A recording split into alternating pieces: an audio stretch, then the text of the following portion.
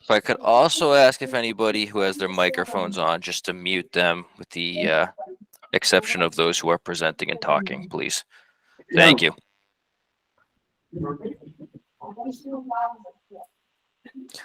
All right. Good evening, everyone, and welcome to the Coaches and Coxswains meeting for the Quinsigamond Snake Regatta. The regatta is this Saturday, October 7th, hosted out of the Donahue Rowing Center in Shrewsbury, Mass. For those of you who have never been here before, the address is on the screen. My name is Thad Gamula. I am the regatta director from the Quinsigamond Rowing Association. Joining me tonight is John Quinn, our chief referee, who will chime in shortly about the race. Let's get the exciting stuff done with first. Parking. We ask that all boats and trailers and buses use the large boat ramp parking lot. Okay, that's reserved for all boat trailers and buses. Rigging can be done in the middle. The other spots I'd like to point out is the dirt parking lot directly behind Donahue is reserved for team vans, and then directly behind the boathouse is permit parking only. Only those allowed to park there. Up on this screen now, you can see the entirety south of the boathouse. There is absolutely no parking. Unsure of if there will be signs out along like the Shrewsbury police have done in the past, but I ask of you, coaches, coxswains, please remind your rowers and your spectators, there is no parking south of the boathouse. We want to keep a good reputation with the neighbors, and we don't do that by having people park on their yards. A different view, everybody, spectator and personal vehicle parking is allowed to park north of the boathouse. This slide is a little dated. The bridge labeled under construction is no longer true. Free to park throughout that entirety. The other areas I'd like to point out, as well as the hashed out no parking to the south of the boathouse, is the directly across from the boat ramp is the post office property. At no point in time should you go across there, park there. We ask you to tell your rowers not to warm up there. Just stay off their property, stay off their grass. We've been getting a better relationship with them, and we ask you to help us continue that. Please just stay off their property and stay away. Okay. Now the good stuff that you're all here for. Actually, I will go back one slide for a better view. So everybody will be rigging from this parking lot. You will walk down and you will go to the DRC boat ramp, which is this Y-shaped dock at the bottom of the screen in this picture. Everybody will be launching off the south dock, which is the piece of the dock facing straight down out of the frame. Just keep in mind, we ask you to expedite the process a little. There are quite a few boats. We want everybody to get the chance to get out there and get going. There will be a dockmaster present, so if running behind, lower number bows will take precedence. We'll continue on past this. So, boats after launching will proceed south on the Shrewsbury shore.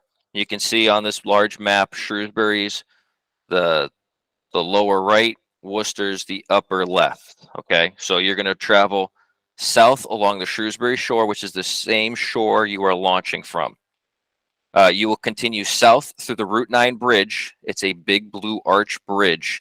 You will take the first full arch from the left of the Shrewsbury side. So coxswains, as you're rowing and you're looking at that large bridge, it's the first full arch. I will show you a picture coming up in the next slide just to solidify this.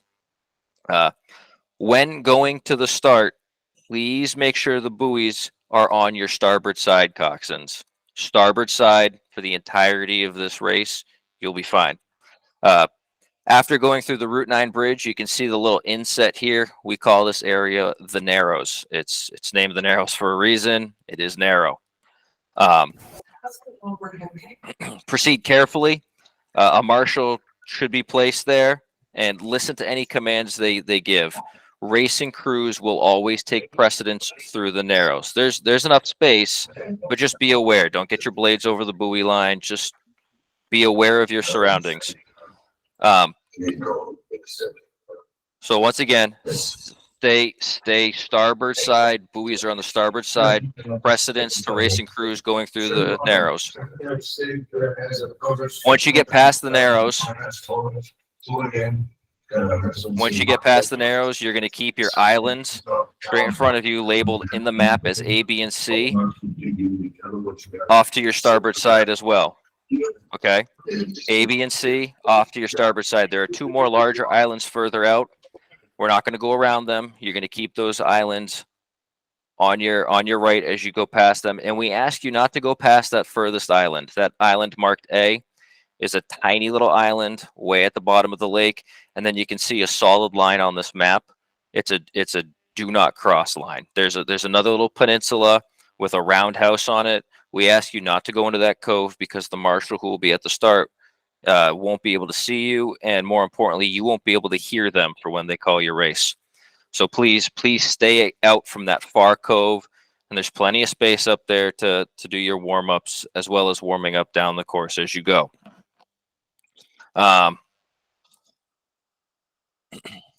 So just quickly going over the course before I hand this off to John Quinn, our chief referee.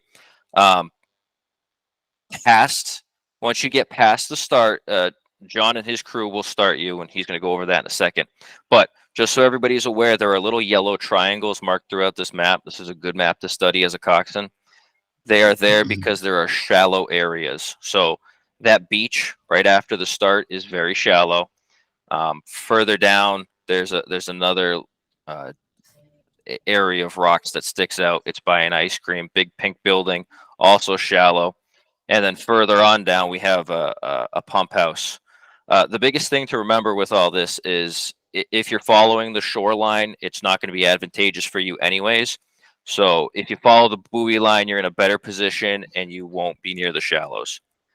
And once you go past the Route 9 bridge, it's a it's a straight shot. The finishing buoys are directly across from the Donahue Rowing Center dock. And everybody needs to finish between. There will be 2 large buoys. Finish between the buoys. If you do not finish between the buoys, you could not get a time and essentially be disqualified. Once you go through the finish, you're going to go row up to the 290 bridge, which is a large bridge just past the finish line. Turn to the Shrewsbury side again, which will be a right-hand turn, and you will once again come down the south side of the lake, and you will land at the north dock. And landing or launching, we ask the same thing. Please be quick on the dock. Don't dally. Just go. All right. Be prepared. Get in the boat and push off. Make room for other people who may be landing or launching behind you. And this was the photo that I wanted to show you when we're talking about that Route 9 bridge. Large blue arch bridge. You are looking you're looking north from the opposite side. So as you come down, you can see it's a half little arch here. You're going to stay in this full arch, and racing is through this arch. There's a solid buoy line that goes straight down the middle of this course. Keep the buoys on your starboard side. 4353 MGTD. And you will be okay. All right, and with that, for starting of the race and for the U.S. rowing rules, I would like to introduce our chief referee, Mr. John Quinn. John? All right, fine. Good evening, everyone. I'm sorry for the technical difficulty, but a couple things. First of all, typically we really don't have an issue with this regatta because it's reasonably small. The crews are usually very well trained and the course is well laid out. But what we do want to do is getting you safely to the start. We have to emphasize, don't crowd the starting line. There'll be marshals. We'll have about 6 or 7 people on the water, including a fixed starter that will be floating, but they will be affixed stationary in one position. We'll have about 2 persons on the water feeding crews into the start at the time that each race is supposed to start.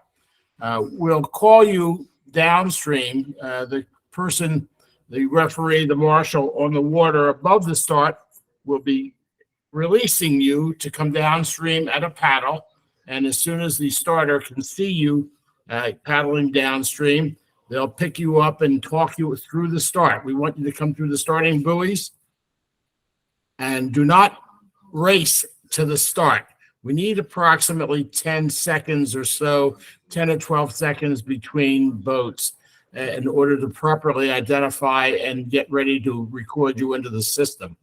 When you are about 4 or 5 strokes above the start, what they'll do is they'll call your crew number and crew name, and they'll say go or row. And at that point, you may begin to row at a racing pace. But don't race to the start. Don't get side by side, and have your own race to the start, because at that point, we will cause you to slow down and or to stop. And you must do that, because if we can't get your numbers, your day's effort is just lost. So over the body of the course, first of all, before we even go into that, the most important thing in head racing is identification. And unless you're properly identified, and that means we've asked for a number on the back of the bow person. And this sounds crazy, but believe me, do it enough and these things come to life. Once the person in the bow of the boat puts their number on their back, don't cover it with a shirt, okay? Number one. And number two, use several pins to keep it from flapping around. That's point number one. Point number two, and that's how we can see you when the boat is coming towards the starter. You must have a bow number on your boat. That's how we can see you when you cross the start and the finish line. Unless we're able to identify you at both ends under both conditions, your effort is going to be lost, and there's absolutely nothing we can do to capture your time, because we're not going to, and we can't identify crews by blue shirt or red shirt. That's not how the system works. We have to use numbers. So again, before you leave the dock, before you push off, make sure that those numbers are in place. We only have essentially most of the course, 2/3 of the course is almost a straight line. But before you approach, right after the start, maybe a third of a mile, quarter to a third of the mile after the start, you'll get to a point where we call the narrows, or the pinch point. There's basically 3 lanes at that point. The way it's been buoyed, Thad, and stop me if I'm wrong here, but the way that typically we buoy it every year is that the crews coming to the start have 1 lane, so that you have to go through the pinch point or the narrows, single file going to the start. When you come down and you race, or on the racing situation, there is room at the pinch point to pass, but you must pass carefully at the pinch point. We will have a referee, at least 1 referee, if not 2, stationed at that point. And if they see that you're getting too close to one another, or that you're about to cause an incident or an accident, they will call you on it, and it might cause you to have to back off. Also, at that point, and Thad, please jump in here at this point. At the pinch point, typically there's a little beach near there, and usually the LOC puts some buoys to keep people away from the beach. Inevitably, and I sat in your seat for a lot of years, you see a straight line and you think, I can squeeze my boat through there. You might be able to squeeze the boat through there, but you won't come out of the bottom end of it with an intact bottom to your boat, because it's shallow. You will hit something, you will run aground, you'll have nasty things.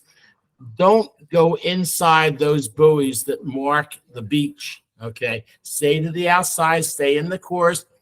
resist the temptation to cut the corner and go through the between the marker buoy and the beach itself.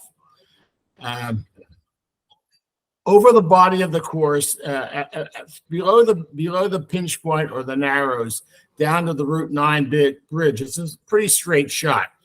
Phil's Pad's instructions were very, very accurate. You have to give way if another crew is within a length of you, and that doesn't mean bow to stern length, but if there's an open water length, you must give way, and that's give the crew that's overtaking you the quicker track, and you must move out of their way to be able to let them go by you. If you are observed not doing that and obstructing another crew from going by you, you will be assigned a time penalty by the marshal in the area. Once you go under the Route 9 bridge, and for everyone who thanks, Scott. The points are the timing penalties that you're assessed is on the screen right now. Those are the penalties that we are assessing. And again, like any head race, you won't know that you've been assessed the time penalty unless until you get to the finish line and you see it on your time.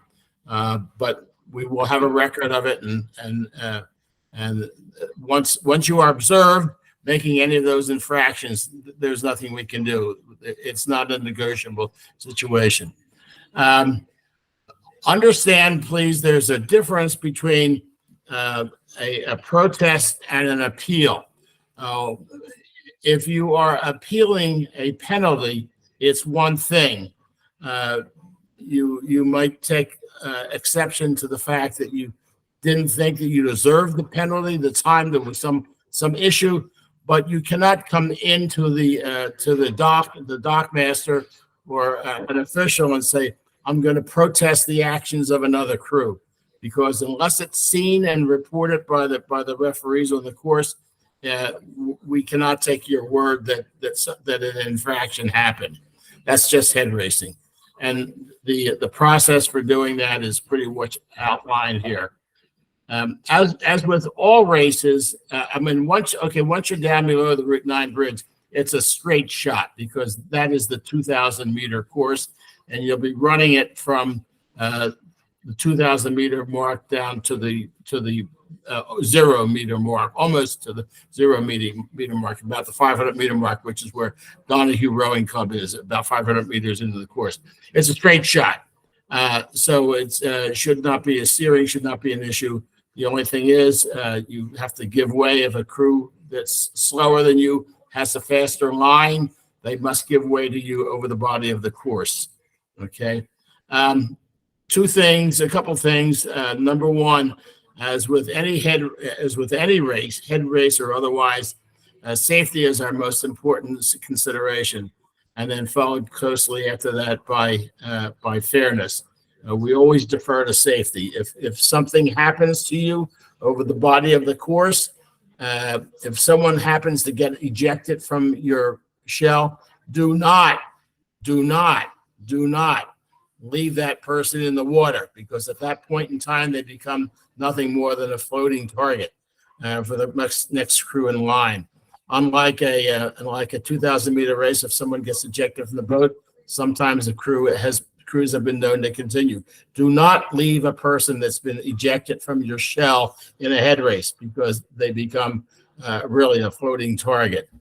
It's very, very important to note that. The other thing I wanted to make a point of, the referees will be at Donahue Rowing Center at 6:45 on Saturday morning. We certainly do not want to run a complete coaching Cox's meeting again, which we certainly will not do. But if you have any questions, really any questions that you haven't asked tonight, or you don't have an answer to, or you're really unfamiliar with it, approach us. We'll be at Donahue, either on the dock, either on the deck or inside.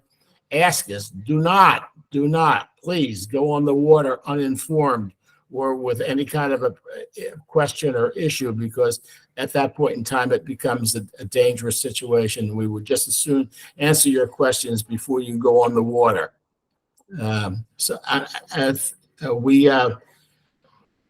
One other point, the starting area for anyone who's never been up there, there's a series of a few islands.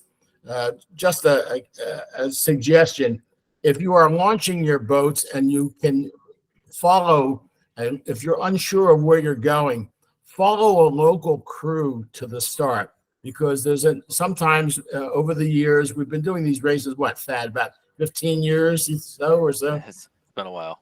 Been a while. But inevitably, we get some poor soul that gets lost around one of the islands, and we catch them 300 meters from where they shouldn't be. We don't have time to go chasing you and looking all over for you.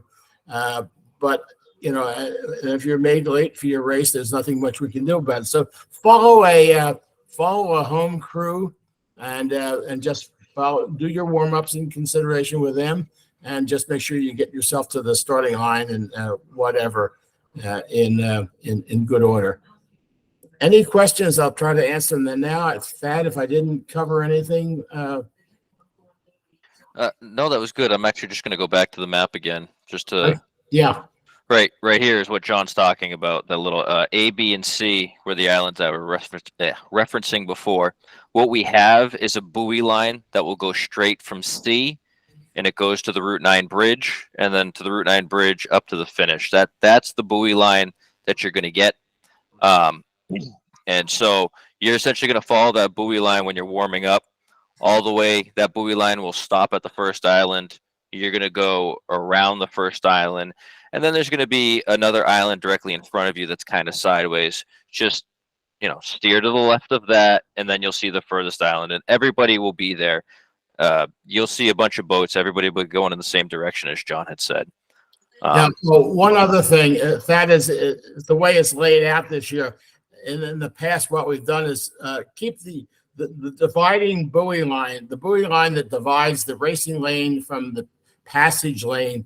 Always keep that dividing buoy line on your starboard oars. In other words, when you're going to the start, the dividing buoy line should be on your starboard. When you turn around and you're in the racing lanes, again, the dividing buoy lines are on your starboard.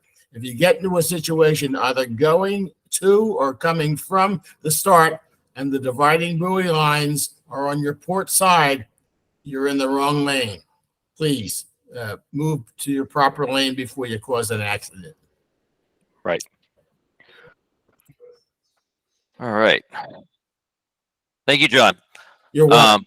And again, I'm sorry for the technical difficulty here. Not a problem. Not a problem.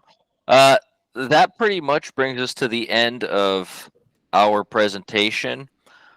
If you have any questions, by all means, use chat, use the raise hand function. And while I wait for any questions to appear, there was a question earlier about weather delays or times and stuff like that.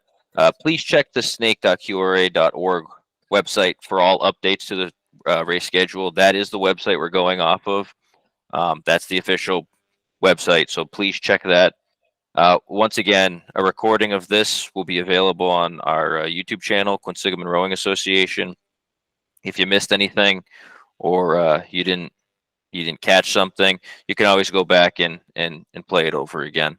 Thad, yes. Pretty much an open question. I found out earlier today that water conditions have forced them to cancel the Housatonic. Yes. Do you expect any kind of a bump or a surge in entries, or have the entries been closed already? The entries are closed at this point. We did have a couple programs who inquired about jumping, and there were some last minute decisions made, but at this point in time, we're closed. What we see is what we have. Yeah, you'll see, like I said, the Snake website will update, and I believe if it's not tomorrow, it'll be tomorrow night. You'll see bow orders go up on that website, of order of start and whatnot. Okay. And again, please don't be afraid to approach the referees. If this is anyone's first head race, It can be kind of daunting, as it can be daunting to go into snake boats for the first time. And so please don't hesitate to ask. Our goal is to have you go on the water knowing as much as we can possibly relay to you. Yes, and I also echo that. If you have a question, find somebody. U.S. rowing officials, they'll very visible. You'll see them up at the deck of the DRC. Ask a question. Don't be afraid. They'll gladly answer it. Do not be afraid to approach us, please. Yep. So, all right. With that being said, I see nothing else, and I'd like to thank you all for attending, and we'll see you all Saturday. As soon as this is done, I will place this meeting on the YouTube channel.